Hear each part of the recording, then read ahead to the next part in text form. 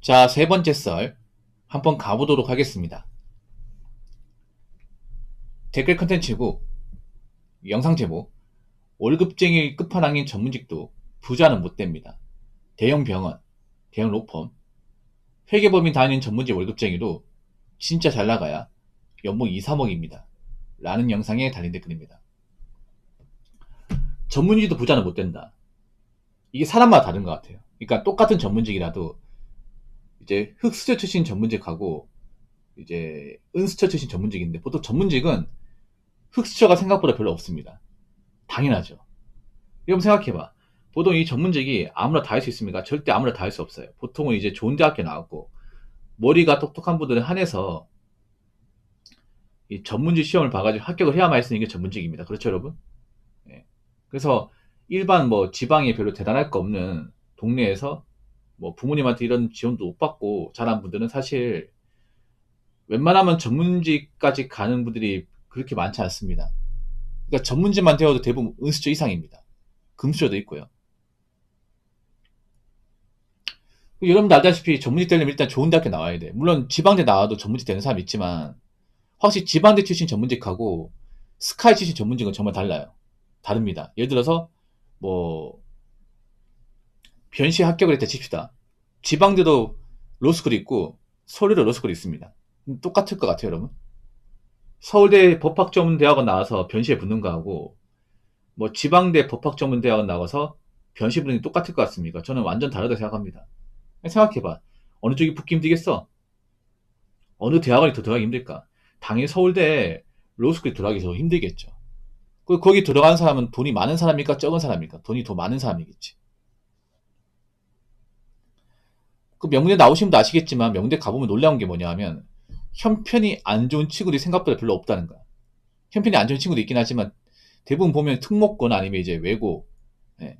아니면 이제 뭐 그 학군 좋은 데 있잖아. 뭐 강남 8학군, 뭐 분당, 아니면 뭐 수성 범어동, 해운대 이런 이제 좀 잘 사는 동네에서 온 친구들이 많아요. 예. 그래서 좀 별로 대단할 거 없는 친구들이 가면 좀 소외감 느껴 이게. 그래서 뭐 전문직 분들 중에서 뭐 은수지 이상 되면 저는 부자까지 갈 수 있다고 봅니다. 근데 만약에 흑수저다. 예. 부모님한테 뭔가 지원받는 게 하나도 없다. 등록금도 내가 벌어서 몇가 된다. 이러면 힘들다고 봐요. 이러면. 애초에 뭐 일반 서민 가정에서 전문직 자녀가 나오는 게 드물긴 하죠. 웬만하면. 여러분 한번 생각해봐. 여러분 사는 동네에서 여러분하고 이제 같은 뭐 초등학교, 중학교, 고등학교 나왔던 친구 중에서 뭐 의사나 의치한약소 나와서 뭐 의사, 약사, 한의사 하는 친구나 아니면 뭐 대형 로펌이 일하는 뭐 변호사나 뭐 변리사, 회계사 있습니까? 한 명도 없잖아. 한 명도 없어요, 이게. 이게 팩트입니다, 여러분. 근데 전문직 때도 사실 뭐 부모님 도움 없으면 부자가 되기 힘든 건 사실이죠. 그러니까 부모님 도움 아예 안 받고 지원 안 받고 이제 본인 노력만으로 본인이 번 돈만으로 하는 건 좀 빡세긴 하죠. 그러니까 전문직도 그런 거예요. 그러니까 일반 월급쟁이는 좀 나은 월급쟁이야. 엄밀히 말하면 좀 나은 월급쟁이. 그 전문직도 돈을 많이 벌긴 하지만 또 나가는 것도 많아 이게. 돈 나가는 것도. 그 품위 유지를 해야 되기 때문에. 근데 우리가 뭐 전문직에 대해서 함부로 얘기하고 뭐 자시고할 건 아니죠. 저분들은 대단한 사람이니까. 그러니까 전문직도 부모님 도움 없으면 그 사람들 노력만으로 부자가 되는 건 사실 어렵다는 거죠. 부모님 지원 없이, 뭐 증여받는 거 없이, 순전히 개인 노력만으로 돈을 벌어가지고 그 돈 가지고 뭐 돈을 모아서 아니 투자를 잘해서 부자가 된다. 이런 건 잘 없다는 거죠. 이건 옛날에도 마찬가지, 옛날에도. 아주 옛날에도 마찬가지. 보통 지방에서 출세하는 케이스가 뭐냐면 그런 겁니다. 지방에서 출세하는 케이스가 공부 열심히 해가지고 뭐 서울대 법대 나와서 서울대 법대 재학 중에 사법고시 붙어가지고 이제 어린 나이 붙으면 그게 바로 출세길이에요. 근데 그게 왜 출세가 되냐면 보통 서울대 법대 나와가지고 한 23, 4살 됐을 때 이제 사법고시 합격을 하면 마담 뚫어가죠. 돈 많은 집안에서 선자리가 들어옵니다. 선자리가 들어와. 바로 들어와. 특별하게 외모가 잘난 것도 아님에도. 그래서 이제 서울대 이제 법대 나와서 사법고 싶고 나서 이제 뭐 판검사 된다고 성공하는 게 아니에요. 사실 월급 얼마 안 돼, 이게. 월급에 비해서 일하는 게 많아요. 근데 이제 내가 이제 그런 이제 판검사 되고 권력을 얻으면 이제 돈 많은 분들이 있죠. 돈 많은 집안에 이제 그 어른들이 이제 사위 삼으려고 많이 붙는 거죠. 그래서 그렇게 이제 결혼하고 나서 처가적인 돈 받아서 이제 부를 쌓고 이런 경우가 많이 있죠. 대부분 그런 케이스야, 대부분. 그러니까 계천이 용난 케이스 대부분 그런 케이스입니다. 그냥 판검사만 해가지고 그 돈 가지고 뭐 부자 이런 건 없고요, 사실. 근데 판검사 되고 나서 돈 많은 집, 뭐 기업가의 어떤 딸내미나 아니면 이제 돈 많은 어떤 그런 사업가의 딸내미나 결혼해서 이제 결혼하는 순간 이제 지원 받는 거죠. 처가의 지원 듬뿍 받는 거죠. 뭐 강남에 아파트 한 채 받고 뭐 땅 같은 거 증여받고 아니면 좋은 정보 같은 거 재테크 정보 같은 것도 좀 받고 해가지고 불을 쌓는 거. 그래서 보면 왜 나중에 장차관 분들 보면 그 인사청문회 하는 거 보면 다 걸리잖아 이게.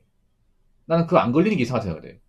걸릴 수밖에 없어. 왜냐 지금 뭐 장차관 되신 분들 50대 중반 20 초반이잖아. 그럼 그분들이 80년대 90년대 사법고시나 행정고시 붙은 사람인데 그분들은 분명히 이제 합격을 했으면 분명히 돈 많은 집안에서 러브콜이 왔을 거예요 이게. 결혼했으면 그 집안 결혼하면서 각종 정보 같은 걸 얻었을 거 아니야. 어떻게 하면 이제 투자 가치가 있고 어떻게 하면 돈을 벌 수 있는지 그런 거 알잖아. 그럼 가만히 있겠냐고. 그런 거 알면 미리 나서가지고 사드렸을 거 아니에요. 그 나중에 이제 나중에 내가 이제 관직 올라가고 나서 그 장차관 되고 나면 이제 걸리는 거죠.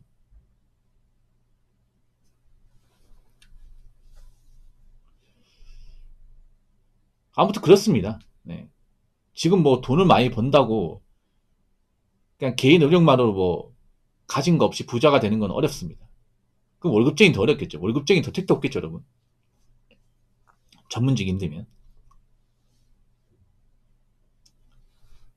자, 세 번째 썰 한번 가보도록 하겠습니다. 아, 세 번째 썰이 아니죠. 죄송합니다. 댓글 한번 읽어보도록 하겠습니다. 헷갈렸네요. 부자는 못 되어도 먹고 사는 데는 지장 없고 남들한테 아쉬운 소리 안 하고 사는 게 얼마나 행복한 거지 라고 적어졌습니다. 일단 중요한 건 뭐냐면 서민 가정에서는 사실상 부자가 못 됩니다. 부자가 못 돼. 잘 돼봤자 중산층이에요. 예. 서민 가정이 노력해 잘 될 수 있는 게 그나마 중산층이에요. 은수저도 못 돼요. 예. 그나마 열심히 잘 되는 게 중산층이에요. 서민 가정에서는 대다수 중산층도 가지 못해. 근데 어떻게 부자를 가겠어? 그렇지 않습니까? 저는 그렇게 생각해. 물론 서민 가정에서 뭔가 잘해가지고 부자가 되는 케이스가 있긴 하지만 그런 사람들 대부분 월급쟁이 삶을 산 게 아니라 보통 뭐 사업이나 기업을 만들어서 그걸로 이제 잘 돼가지고 돈을 많이 번 케이스죠. 그런 게 아닌 이상 힘들어요. 그런 게 아닌 이상. 근데 그렇게 성공한 사람도 거의 없어요, 여러분.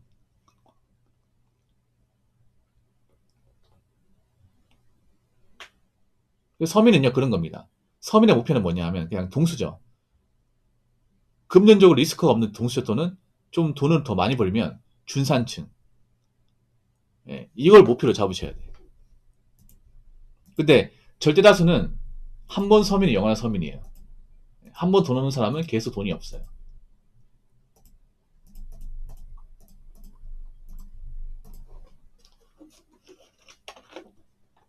그래서 저는 서민들 목표를 좀 다르게 잡았으면 좋겠어. 무조건 뭐 성공하겠다, 부자가 되겠다 이런 것보다는 뭐 네가 지금 받는 돈을 모은다 하더라도 잘 모은다 해도 부자는 힘들고 그러면 내가 나이 먹었을 경우 적어도 부자는 못 되어도 어 내가 현금이 부족해서 누구한테 아쉬운 소리 한다거나 나이 먹고 돈이 없어가지고 노후 대비 안 돼가지고 뭐 몸 쓰는 일 힘든 일 할 수밖에 없거나 그런 상황은 안 가게 해야겠다.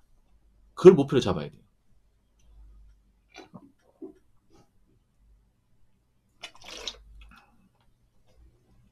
뭐 내가 돈이 없어가지고 가족의 도움을 받거나 아니면 뭐 나라의 지원을 받거나 그런 건 안 가도록. 그러면 좀 현금 자산이 좀 있어야겠죠. 뭐 개인 연금 같은 것도 좀 별도로 들어야겠지. 예. 그걸 목표로 잡아야 돼. 그걸. 뭐 좋은 집에 살겠다, 좋은 차를 끌겠다, 이게 아니에요. 좋은 집 안 살아도 돼. 어제 집은 다 똑같아요, 여러분. 강남에 그런 뭐 비싼 아파트 사나, 뭐 지방에 그냥 있잖아. 아파트 사나 똑같아요, 여러분. 서민의 목표는 그런 거예요. 뭐 정말 좋은 아파트가 아니라 그냥 이제 연식이 지난 좀 구축 아파트나 아니면 이제 빌라 같은 거, 좀 신축 빌라, 형태가 좋은 빌라. 그냥 이 정도 목표를 잡으셔야 돼. 형편에 맞게. 그런 걸 이제 목표를 잡고 이제 계속 돈 모아서 이제 헛돈 안 쓰고 사치가 덜 부리면서 계속 이제 열차사 만들고 그렇게 해야 됩니다. 그리고 건강 챙기고 그러면서 이제 나이 먹고 이제 좀 고생을 덜 하는 방향으로 가야겠죠. 그러려면 열심히 살아야겠죠. 젊을 때 헛돈 안 쓰고 직장 안 쉬고 계속 일을 해야겠죠. 그래서 제가 봤을 때는 뭐 지방에 이제 그냥 내 집, 내 명의의 뭐 아파트나 그냥 빌라 한 채, 뭐 그 정도 빚 없는 거, 그리고 현금 자산 한 3억 이상 정도 있으면 저는 충분할 것 같아요. 예, 근데 그 정도 조건 만드는 서민도 많지 않다는 겁니다. 그 정도 만드는 사람도. 개인적으로 혼자 사는 분들 제가 말한 조건을 만드셔야 돼요. 혼자 살려면. 좋은 아파트가 아니더라도 이제 한 방 두 칸짜리 뭐 구축 아파트나 구축 빌라 정도. 한 10평수가 15평 정도 되는. 예, 대출 걱정 없는. 이사 걱정 없는 그런 집 한 채에다가 열자산은 한 현금 한 2억 이상? 현금하고 이제 채권까지 해서 2억 이상? 이 정도는 가지고 있어요. 혼자 살려면. 그래야 혼자 살아도 별 불만 안 가지고 살 수 있어. 지금 혼자 사는 분들 사실 문제 많아요. 말로는 잘 산다고 하지만 정말 여유있게 잘 사는 분들 별로 없어. 여자분들 거의 없고. 그렇기 때문에 여러분들 뭐 어차피 제 방송 보는 사람 대부분 서민이니까 여러분 앞으로 나이 먹고 어떻게 하면 내가 좀 고생 덜하고 마음 걱정 덜하고 이 불안하게 안 살 건지를 곰곰이 생각해 보세요. 어차피 부자 못 됩니다. 부자 못 될 거면요. 차라리 넉넉한 서민으로 가세요. 넉넉한 서민. 아시겠죠?